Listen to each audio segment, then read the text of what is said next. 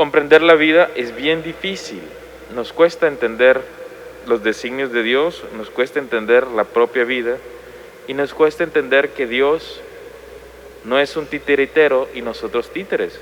Dios no nos controla como si fuéramos títeres. Dios nos da libertad a todos nosotros.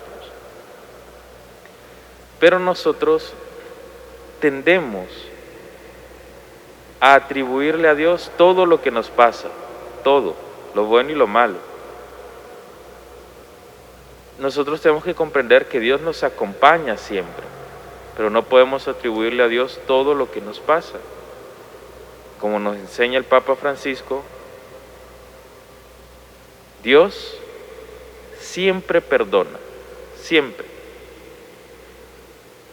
Por grave que sea el pecado que hayamos cometido, si nosotros nos arrepentimos y acudimos al sacramento de la reconciliación, Dios siempre nos va a perdonar. Ahí va a estar para perdonarnos. El sacramento de la reconciliación es para obtener el perdón de Dios. Es el único juicio donde el culpable sale absuelto. Yo sé que da miedo, da vergüenza, pero eso es un buen signo, porque estamos reconociendo que no estuvo bien lo que hicimos. Y vamos con ese miedo y vergüenza a confesarnos.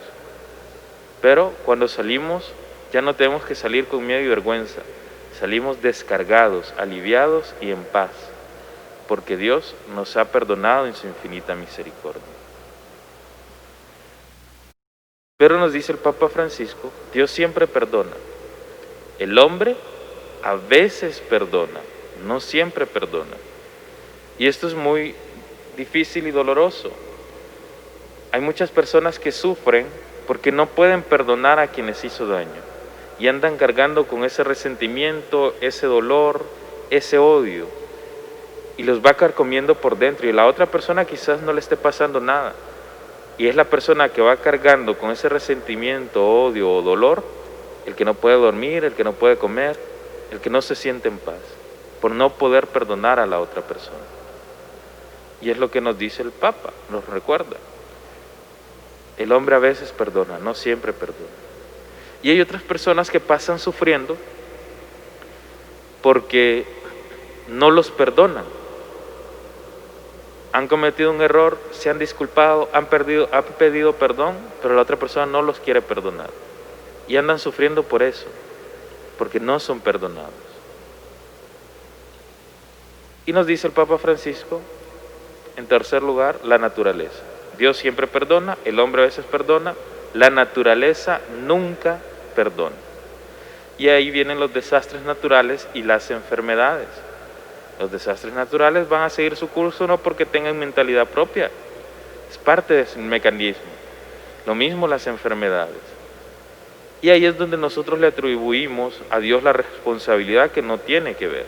Él creó las leyes de la naturaleza y ellas actúan de acuerdo a esas leyes. Y es lo que está pasando aquí. A ciertos acontecimientos malos o tragedias se lo están acuñando al pecado, al castigo de Dios. Y así pasa todavía en la actualidad. Yo recuerdo cuando hubo un desastre natural en Haití, decían que era por brujería. Cuando hubo un terremoto en México, era porque le rendían culto a la muerte. Y así comenzamos a atribuirle a estos desastres naturales o a las enfermedades el castigo de Dios. La responsabilidad se la echamos a Dios. Cuando no, Dios nos acompaña, pero no podemos echarle la culpa a Dios de todas las desgracias que nos pasan o de las cosas que corresponden a la naturaleza. Tenemos que tener claro cuál es el papel de cada uno en este mundo, saber ubicarnos, cuál es el papel de Dios, cuál es el papel nuestro y cuál es el papel de la naturaleza. Y saber atribuirle a cada uno su papel, su responsabilidad.